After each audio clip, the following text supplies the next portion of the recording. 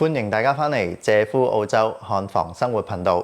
如果你對澳洲移民買樓生活有興趣，記住 subscribe 我哋嘅 channel， 撳埋個鐘仔。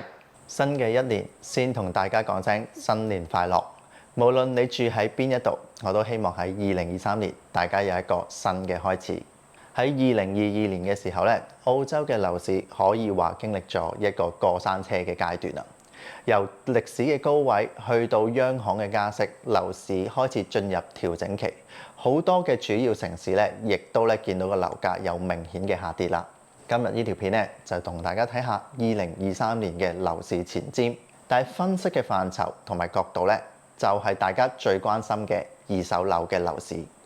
我亦都揾咗兩位咧，我好好嘅地產界嘅朋友，佢哋係專做二手市場，係一啲本地好資深嘅 agent， 同大家一齊分享下佢哋嘅睇法。而我本身咧，亦都係做 buyer agents 㗎，咁我接觸到咧好多海外嘅買家想進入咧澳洲二手市場去買一啲 house 啊或者 townhouse 等等。我發覺有好多人都有一個共通點，會犯咗一個非常之致命嘅錯誤。我就會喺呢條片嘅後半段咧，同大家一齊分享下，希望大家咧要小心行動啦。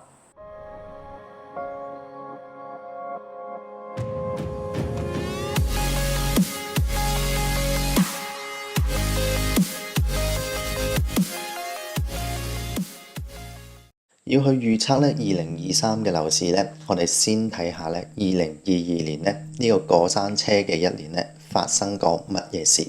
呢個咧係 SQM 咧 Brisbane 二手樓叫價嘅參考指數。呢個係 Weekly Asking Price。我哋咧先睇咧獨立屋嘅叫價。樓市咧喺2021年嘅67萬開始，就已經咧正式進入呢兩年咧瘋狂升幅嘅階段。去到2022年嘅6月咧，二手 house 嘅平均叫價咧就已經去到93萬7千㗎啦。澳洲央行咧就喺2022年嘅年初就開始加息啦，但係咧 Brisbane 嘅樓市咧依然好堅挺啊，去到年中嘅時候先開始出現調整，由6月份最高位開始下降，去到10月份嘅最低位大概去返91萬2千。但係年尾咧，亦都好快收復失地，再升到咧超過94萬啦，亦高過咧6月份嘅最高位。至於 unit 方面，即係 apartment 同 townhouse 啦，雖然咧升幅咧就冇 house 咁急啊，但係喺樓市咧6月份進入嘅調整週期咧，就好似冇乜一個明顯嘅跌勢啦。而年尾咧，亦都咧呈一個上升比較急速嘅速度咧去增長。齋講數字咧，就只係紙上談兵嘅啫，實戰咧先至係最重要。我同大家去睇下咧，喺9月份樓市最差嘅時候，我所參與嘅一個二手 house 嘅成交買賣。呢個物業咧係位於75號 Payton Road The Gap， 室內面積咧240個 square meter， 4房2廁連泳池。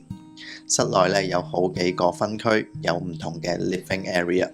重點係呢間屋有一個非常之大嘅土地，1089個 square meter， 足夠咧去分割之餘咧，前面嘅 frontage 咧亦都夠晒闊啦。如果咧你去同隔離嗰間鄰居嘅屋比較嘅話，你可以見到咧我哋足足闊佢超過1倍，所以咧可以喺中間劏開個 frontage 咧，亦都夠做2個嘅 subdivision。而呢間屋咧，仲要係華人最中意嘅磚屋，有一個超高嘅樓底。間屋咧亦非常之多窗，所以咧室內非常之光猛。當時咧去第一次去 inspection 嘅時候咧，大概會見到咧10幾20家嘅 family 咧喺度睇緊間屋。當時啦，呢個買家就決定將呢間屋拎去拍賣。咁我同 seller agent Lachlan 咧亦都估計呢間屋嘅成交價會係130萬以上㗎。咁呢個價錢咧就有少少超過我嘅買家嘅 budget 㗎。咁但係咧 Lachlan 本身咧我就識佢㗎。咁我臨走時候就同佢講，我話 auction 咧我哋就未必會去啦。但係如果呢間屋有啲乜嘢嘅話咧，記住第一時間通知我。咁最後咧，我哋就冇去到75號 Payton Road 呢一間屋嘅 auction 啦。咁我哋亦都喺9月6號咧去 put 咗另外一間屋嘅 offer， 準備喺9月7號朝頭早去簽合約㗎。咁但係咧，好衰唔衰？咁本身我自己有做開 seller agent 啦，咁我就好知道咧啲行家咧嘅一啲嘅詭計嘅。咁我哋去簽9月7號朝頭早有另外一間屋嘅合同嘅時候咧，就俾我 spot 到咧，我哋張合同嗰度咧係唔包一個 water feature 嘅。咁就係大家咧而家熒光幕見到咧中間嗰個一個石好大嘅一個噴水池咁樣。咁當時我睇到嗰份合約嘅時候咧，我即刻叫我嘅客啦，千祈唔好簽住，我叫佢俾啲時間我要幫佢爭取一啲嘢。咁我就即刻打俾個 seller agent， 就同佢講：喂，你咧嗰個成間屋做 promotional video 嘅時候咧，就影住嗰個water feature， 即係有個噴水池喺度。咁我話咧，你唔包個噴水池咧，我個客就係喺香港過嚟移民嘅，咁啱啱初嚟報到，一定好多嘢煩㗎。咁唔通仲要嘥幾個月去不斷 call 價揾人去1萬幾千蚊，仲要幫你填翻個窿咩？而且嗰個位置就正喺個花園嘅中間，咁亦都好礙眼，亦都唔可以唔理佢。咁我就同佢講，我就同個 seller agent 講，我話如果你個客咧唔包埋呢個 water feature 嘅話咧，我哋係唔會簽呢份合約㗎。咁佢就死氣啦，咁咧就即刻就翻去同佢個seller 傾啦。咁佢就話會再 get back 我哋。咁好啦，去到9月7號朝頭早啦，咁我哋等緊佢改合同嘅時候咧，咁突然間咧 Lachlan 就打電話嚟啦。佢話：阿 Jeff， 75號 Payton Road 咧，咁就流標啊，咁就冇拍賣成功。咁佢咧就同我講，佢話佢琴晚咧就同嗰個 seller 咧傾咗成晚，咁佢分析咗佢哋整個嘅 situation。咁而家咧嗰個 seller 咧願意咧去以 offer over 120萬咧嘅價錢咧去買個單位。咁佢就話咧喺9月7號嘅下晝咧，佢就會出廣告㗎啦。咁我聽到120萬，咁我就即刻同佢講。同阿 Lachlan 講，我話你千祈唔好擺廣告住。我話120萬呢一個 offer 嘅話咧，我哋絕對會即刻考慮，我可以即刻同你簽合約。咁我就即刻 stop 咗 Lachlan，同時間咧亦都叫個客，如果收到舊屋嗰個合同唔好簽住。咁我就喺嗰2個鐘嘅時間咧，就即刻同個客去分析我哋原本擺咗 offer 嗰間屋同呢個75號 Payton Road嘅 comparison， 然後亦都用2個鐘時間要即刻高呼晒所有嘅 building report 啊，同睇晒所有嘅文件啦，再預測過咧究竟我哋應該出幾多錢去買 Payton Road 呢一個嘅物業。當時咧我聽到120萬呢個 offer 嘅時候咧，我就眼都大埋啦，因為咧喺同區附近啊最近嘅一啲地價嘅成交咧，一塊700幾嘅 square meter 嘅地咧，成交價已經要去到70幾萬。咁而佢呢塊地咧係超過1000個 square meter 啦，即係佢淨係個地價咧都要超過咧100萬㗎。咁如果我間屋20幾萬買到一間250嘅磚屋，仲要一個勁高嘅樓底嘅話咧，呢個絕對會係一個非常之好嘅投資同自住嘅機會。當時嘅樓市9月嘅時候，可以話係氣氛最差嘅時候，所以咧亦都好彩俾我哋咧冷手執翻一個熱煎堆啊！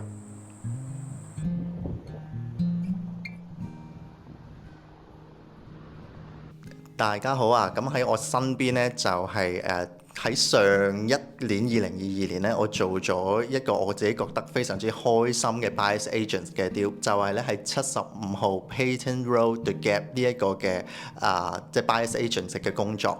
咁咧我身邊咧就係當日咧我一位 agent 朋友咧去做 seller agent 嘅角色，同我一齊咧促成咗呢一單嘅交易㗎。我哋亦都會傾下咧今年佢對整個嘅樓市啦 Brisbane 嘅預測係點樣㗎。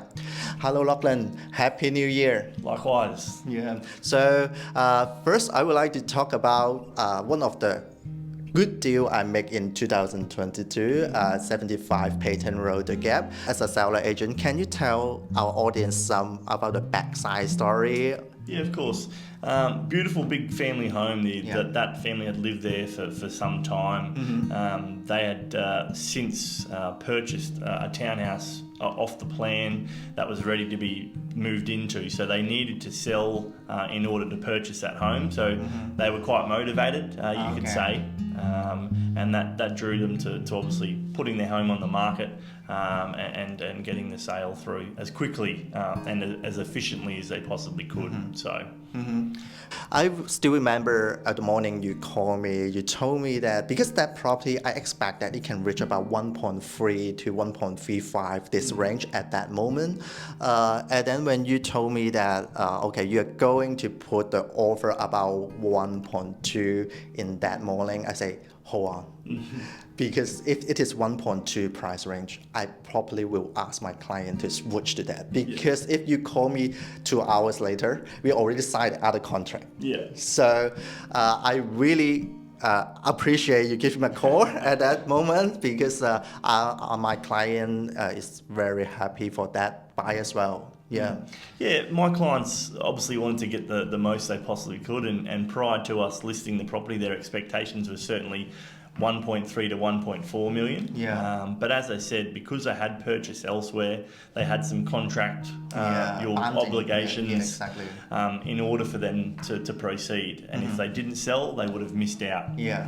So very risky position. They were both retired, so they had the capacity to obviously tip in some money from their super to make sure that everything went through. But I wanted to give you an opportunity before we put a price on it, and you beat everyone else to the punch. So there was a few people around that were also interested, but I gave you the first opportunity. Definitely, it is 1.2. I am interested as well. The same for me. I was, as I mentioned to you, I think it was a great purchase.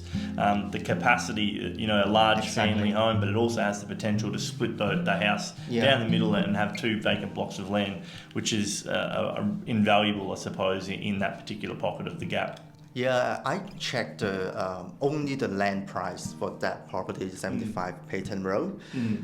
Only the land itself, it costs 1.1. That's correct. So the whole house with a really big brick house, just 1.225 to $125,000 for the house. I still think that it is with the pool, and I think it is really good because now the gap, maybe let's talking about 4 to 5 bedroom, the price already back to 1.27 something. Correct. So I think the time, to me, I think now the market has been changing again. I see the people already get used to the news of the interest rate rising, and then they start looking for the property now, especially for those owner-occupier. Of course, and I think there has been, as you know, the rental market as well. Exactly. There's a shortage of supply for good quality homes, and you can simply purchase a home probably for the similar as you would pay for rent. So, the interest rates probably at first did give people a bit of a wake-up call. They're a bit cautious as to what's happening, but certainly now people are aware of it, and they're pushing through and looking forward to the future. So most of the projects has been delayed. There's no neighbor, there's no material, so the new supply is very, very limited. It certainly is, and as you said, the established people are leaning away from building brand new because obtaining a builder can take over 12 months to even get someone to start your property. So you could be looking at the best part of 12 to 2 years before you're actually moving in. So in the meantime, you're going to have to find someone to rent, so you could be paying a mortgage as well as renting while that building process is going ahead. So you always seem to see those inner city suburbs see an extremely big growth, and I think you will see a gradual growth as we continue to go into the year.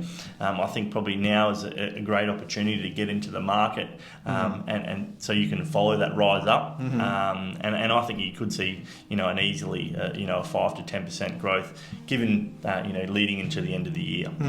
So what about the interest rate? How do you foresee that? I think we're nearly at the peak. The current Reserve Bank is at 3.10. We've obviously got a lot of contacts in the financial sectors, and there are forecasts that will go up a little bit further. But hopefully that March time we'll see a bit of a holding pattern there at say 3.5 to 3.6, and then I guess leave it as is for a little while, and then hopefully we'll see a little bit of a reduction come back. Down a little bit further, which can only give buyers a bit more confidence as to what's happening with the market. So you will foresee that there may be some reduction in the second half of 2023. Yeah, I do believe that the interest rates will slowly start to come down a little bit. Don't know how much. It's always a bit of a guessing game. But if once it starts coming down, I think the Brisbane housing price will pick up quite quickly. Yes, it will. It will, and I guess the homes is something that people always need. Yes. And I think it's important in that cycle of buying property that you do buy at the right time, and I feel as though the next 3 to 6 months could be a crucial time to really get some. I think when you're buying properties, most of the thought process is long term, and I think with with the Olympic Games, that's set in stone. And as we do get closer, and with immigration as well, the forecast of people moving to Australia, there's just a shortage of supply. So that'll only continue to drive prices. Because I do a lot of buyers agents, it's not about the market going up or going down. Because if you buy a good quality of house, it can keep the value even in a bad time. Of course. Yeah. I think it's important. You always want to buy well, and I think being in a position as a buyer's agent, I think it's really an important opportunity for people who are looking to relocate to Australia or invest in our marketplace. A lot of people that we speak to, or clients or potential sellers that we have, they might not be ready to come to market, but if the right opportunity came off market, they'd be certainly willing to do something. So you have to tell me if you have some good property. Of course, and that's what the relationship is. And then corporate definitely one of my area I consider, because I really like the vibe, the lifestyle here. So keep me updated. Yeah, I certainly will, and that's what these relationships are about. Giving you the inside information on that we might have. Important. Thank you so much for your information about this area and then about 2023. No worries. And then any good property, let me know. I certainly will, Jeff. No dramas at all. Oh, thank you. 一單好嘅交易呢，除咗呢要有好嘅人脈幫手之外呢，時機亦都非常之重要。但係最關鍵嘅因素就係客人嘅取態。9月份嘅時候呢，樓市嘅氣氛比較差，好多嘅買家呢都採取觀望嘅態度。但係我呢個香港家庭呢，因為真係有實際嘅住屋需要，佢哋呢亦都唔係計到盡算到盡嗰啲人。所以咧喺嗰段時間，佢哋亦都冇叫我停止揾樓或者再諗下先，而係對我每一個嘅決定，又或者俾佢每一個提議咧，都投以全部嘅信任。過去呢大半年咧，好多香港人揾我查詢澳洲嘅物業，問我而家咧係咪買樓嘅好時機，又問我加緊息喎，究竟幾時買好啊？話我嘅負擔好似好重喎，樓市會唔會再跌啊？又或者咧最中意問一個問題，究竟幾時先係撈底嘅時候？講開撈底呢，我就認識一個咧本地好資深嘅中介，佢曾經咧同我分享過佢嘅睇法。佢話咧，如果作為一個負責任嘅中介嘅話咧，從來唔會用撈底咧去遊說任何人去買樓㗎，因為咧佢覺得咧撈底咧就好似閃電行雷一樣。當你咧隻眼睇到閃電，耳聽到打雷嘅時候咧，其實咧嗰件事已經成為咗過去式㗎啦。當你咧睇到一啲市場公佈嘅數據，發現咗咧樓市咧有一個低嘅缺口，正所謂撈底嘅時機咧，好多時候你就已經錯失咗嗰個機會。我亦都好相信冇一個中介可以話俾你聽，今日邊個時候買邊一個單位，絕對係撈底嘅時機。我就算當你好好彩喺市場嘅最低點俾你撈到底，但係如果你唔識去分析一個物業嘅質素嘅話，你最後都係會蝕錢收場。同大家咧喺對 Gap 呢一區咧睇多一個例子，8號 Gowalla Street 喺2022年嘅1月份，上手嘅業主就用120萬買咗當時呢一個嘅單位。當時咧嘅 Weekly Asking Price 咧 Brisbane 嘅市場都仲未見頂㗎，喺84萬5千左右啦。咁去到呢個物業再放售2022年嘅11月，呢個 medium house price 咧就已經去到93萬啦。雖然中間有下跌嘅跡象，但係咧亦都升咗10% 左右。而我哋只係集中睇咧對 Gap 嘅獨立屋中位數嘅成交價，一年裡面咧只係有少少些微嘅下跌，並冇好大嘅升幅或者跌幅。咁我哋又一齊估下8號 Gowalla Street喺11月尾嘅成交價係幾多？ 11月25號呢個單位嘅成交價只係達到101萬，一年裡面帳面冇咗20%，仲未計3% 嘅 stamp duty， 仲有大約2-3% 嘅 agent fee， 幾千蚊嘅律師費。當時呢層樓 open house 嘅時候，我亦都走過入去睇，佢仲要業主用咗萬幾蚊去加裝咗 solar panel， 所以計埋所有雜費，呢個二手獨立屋嘅業主應該會唔見咗30萬嘅本金。一年裡面我諗我至少收到超過780個甚至乎過百個關於香港人想喺 Brisbane Gold Coast 買物業嘅查詢嘅。至少有一半嘅人都好想喺 Brisbane 買一個二手嘅 house。咁當然啦，我一聽就知道佢哋係會着重個 capital gain 而去買二手嘅 house 啦。甚至乎有啲客會直接講啦，哇！我睇到邊一區啲 house舊年升咗40% 啊，邊度又升咗30幾個%啊。我第一刻會即刻好唔俾面咁樣就提一提佢。我話你知唔知道一間二手嘅 house 嘅 holding cost 同埋你要付出嘅時間成本有幾高？冇錯，過去2年嘅時間 Brisbane 嘅 housing price 係真係升咗40%。但係我亦都真係當頭棒喝咁點一點醒佢。